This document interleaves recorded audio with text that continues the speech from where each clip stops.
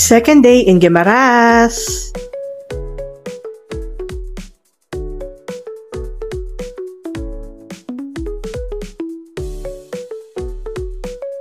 Morning.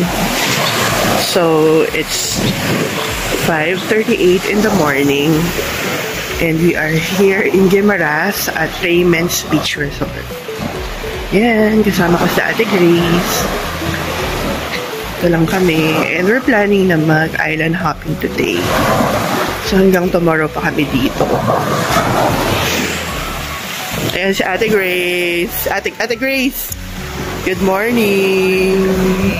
Ang sarap mag-swimming, oh. White sand din siya. Pero of course, hindi siya ganun ka-powdery katulad doon sa sa Boracay. Pero white sand siya. See you later!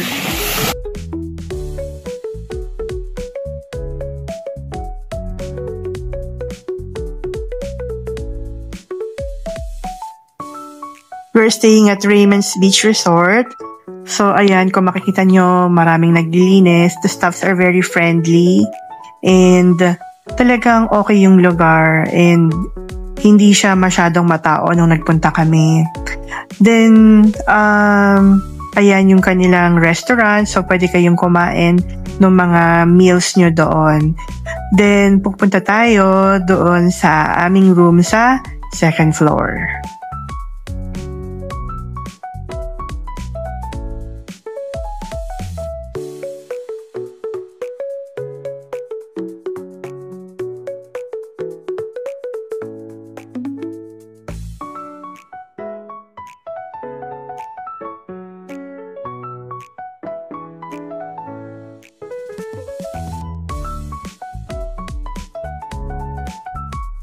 So, we're planning na mag-island hopping today. So, later, I'll go through with you kung ano yung magiging happening sa aming island hopping.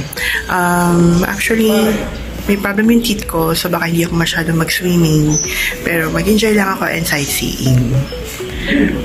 Ayoko muna magsabi ng insights ko dito sa Guimaras, pero maganda siya dito and it's very serene and peaceful.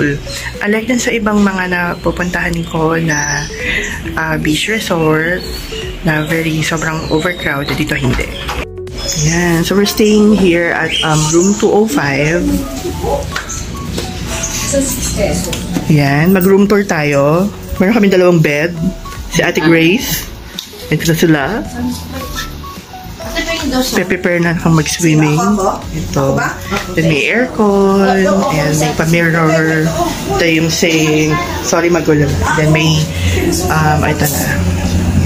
Yan lang yung aming room. Very basic. Pero maganda siya. Ayan. So, nag-stay kami dito sa Raymond's Beach Resort. Maikli lang pala, pero ma-appreciate mo yung buhangin. Hindi ka din ma-appreciate. Yan, dala ko syempre si Hello Kitty bottle. Hindi ka makakaanong yung malabo, pero andyan lang. Maganda. Kaya sulitin na natin yung papaligo kahit maghapon. So paglabas, ito ang view. Sa iba-ibang, iba-ibang wing. Ito, yun yung view ng dagat doon. Ayan. Then, ito yung pinaka-garden area.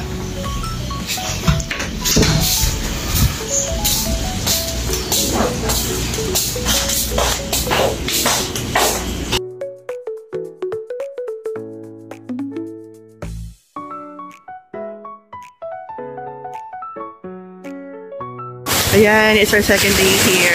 Nag-change outfit na ako. So, we're hoping na makapag-island hopping kami today. So, here's the beach area. Ayan, we're here in Guimaras. Ang ganda dito. Ayan, so, magbuka kami ay mag-island hopping.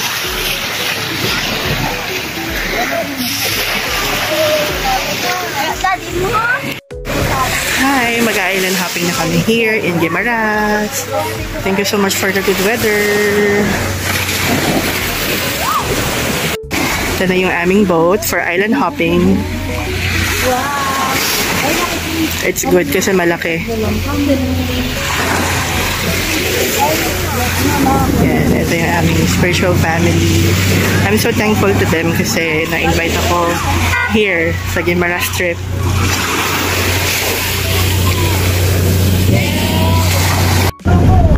Hello, ka-island hopping po kami. Mga ilang oras tayo guys.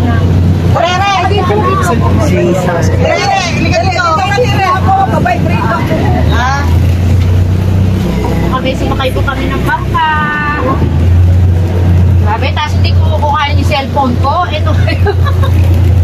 Hello po. Ito sa Guimaras Island. Hello, happy and free. Ang tiwarong kumain ako. Nag-say ka agad yung mga. Ay, kaya hello. Hello!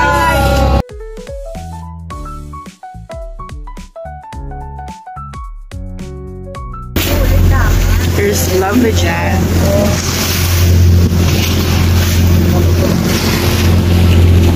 So it's around quarter to 10 I guess in the morning. Originally dapat mas maaga kami kaya lang umulan kasi kanina. So ayan, medyo may kaunting alon. Pero it's okay. Malaki naman yung bangka.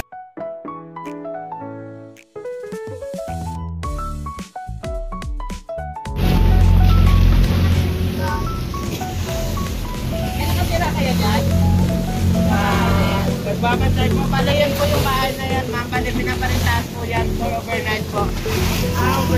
A few moments later. Okay, we're here at Natago Beach Resort. Ito yung unang beach resort na napuntahan natin sa aming island hopping tour here in Guimaras. So ito yung boat namin. It's from Raymond Beach Resort. So magpa-picture lang kami. Yan. So here in this island, magbabayad kayo ng 50 pesos per person. Para dun sa entrance fee, then pwede na rin kayong mag-swimming. So, depende dun sa kung gaano kayo tatagal dun sa mga islands. Wala naman silang time for per island. Bahala kayo. So, it's your choice kung gaano kayo katagal dun sa mga islands. So, ayan. Ayan siya. There's a group.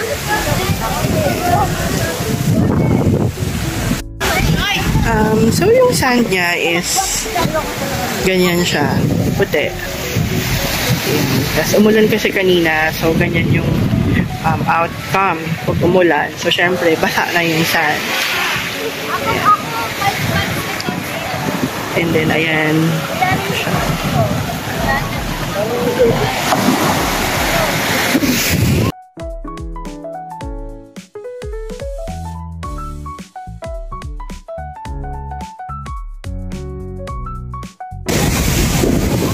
So, ayan, papanig kami for picture purposes, for the view.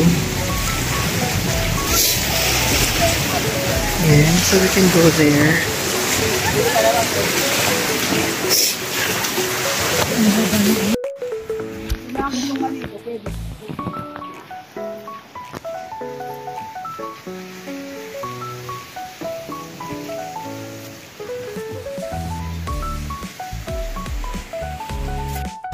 Ayan, nandito kami sa viewing deck right now. So, ang ganda dito. Pwede kayo magpa-picture dyan sa area na yan. So, ito yung aming group. Ayan. Natago Beach. And then, itong area na to is where you can swim. Ayan, dyan na sa swimming.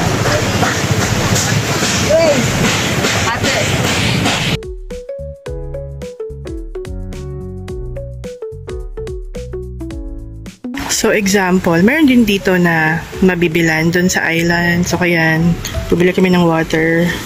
50 pesos. Pero it's okay. Kasi we need to hydrate. Then, ito yung swimming area nila. Doon sa baba. Ayan. 1 minute, 37 seconds later. Ngayon sa Ave Maria Island. What a name! And ito is another island. Before, it used to be a turtle sanctuary. Pero ngayon, dinevelop na rin nila into a beach one. So, magandang kami dito sa Ave Maria Island. Tapos, saan yung snorkeling area? Sino tayo mag-start? This is their snorkeling area and we tried snorkeling in that area and maganda yung ilalim niya, malinaw and maraming isda. A must try kapag nagpunta kayo sa Guimaras.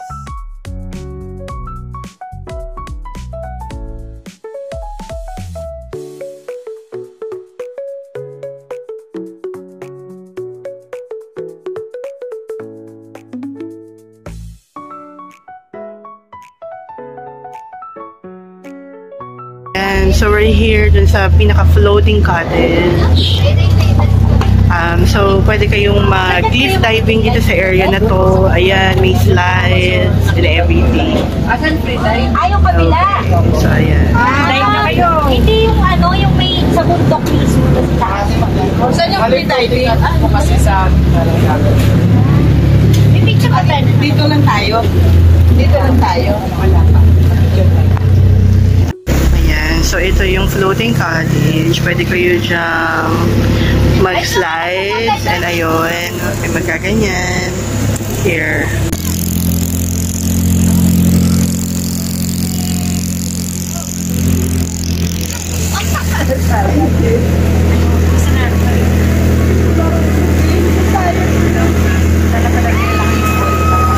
That's Jinvi. Susunod. Jana.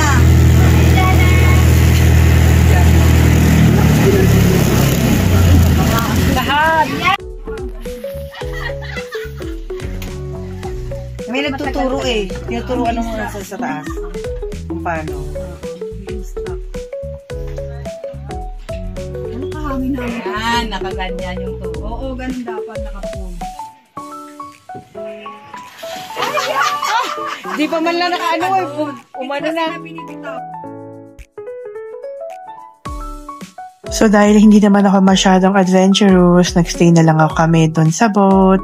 Pero if you are really into adventure, pwede nyong gawin yung mga ginawa ng mga kasamahan namin. So we're heading back doon sa aming resort and we decided na doon na lang kami magsiswimming doon sa harap ng resort namin. Maganda yung na-experience namin doon sa island hopping tour and it's a must try.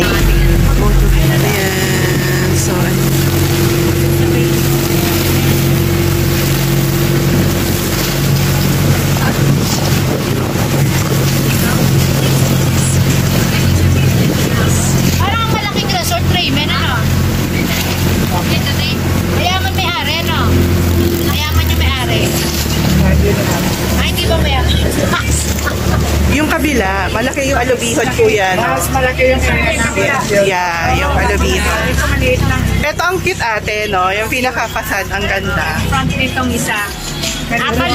California. Okay. Ito yung inano sa akin, yung California. Ang ganda dito, oh.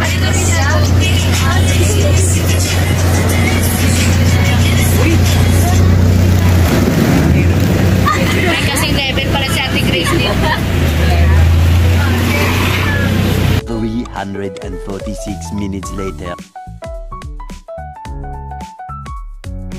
After ng aming island hopping, we decided to visit yung katabi naming resort, yung Alubihod Cove. Magkatabi lang kasi sila.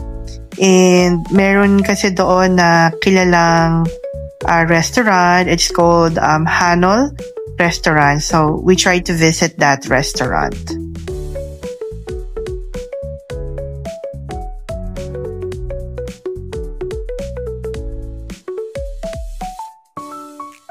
It is a small restaurant near the beach. Kaya kapag, kakain ka dyan, talagang marerelax ka or you can have your coffee or drinks. Ayan. So, pwede ka rin magpa-picture dyan sa parang mga nets dyan. It's really good. The view is really, really nice.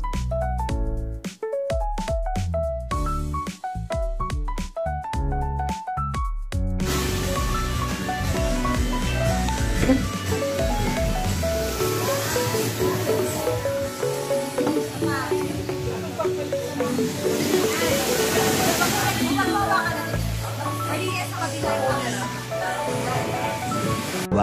nap later.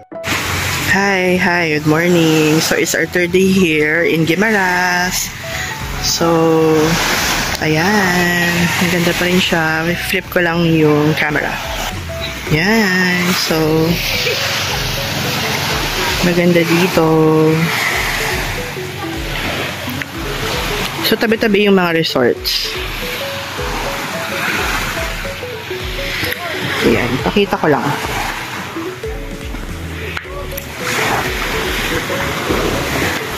Siya.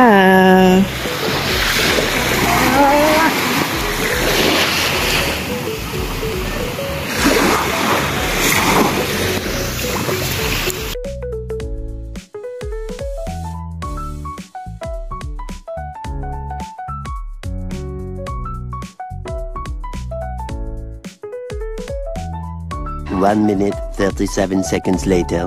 Ayan, we're buying yung Guimaras mango. Ano yan? Depende sa ano. 200 per kilo. Inano ko na siya. Ayan, 180. Check mo sa loob kung may medyo hilaw. Oo, nga sige. Kung medyo hilaw para pahinugin na. Itong pangkain natin. Yung pangkain mo bibili. Oo, okay. Ito maganda.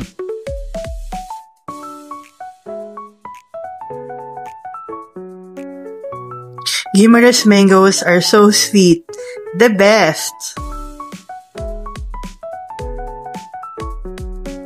2,000 years later.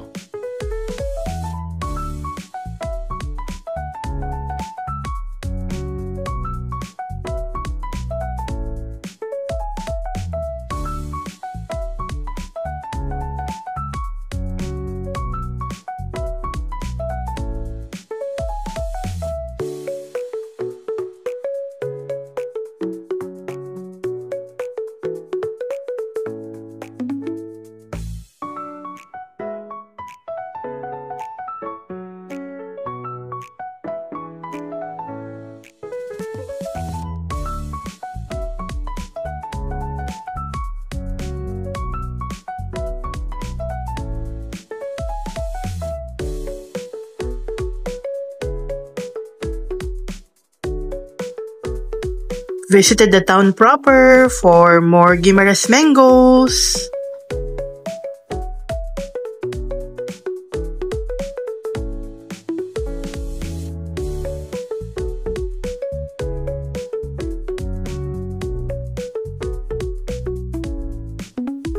Dito sa pasalubong center na ito, makakabili ka ng everything na kung ano-ano na mango flavored something.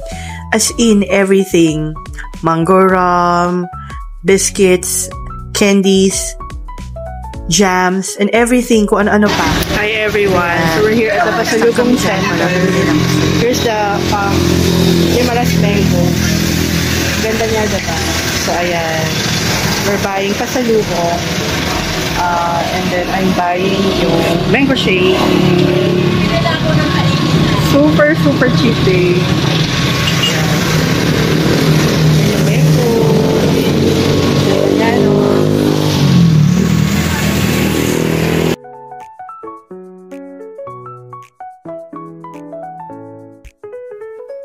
Going back to Iloilo City.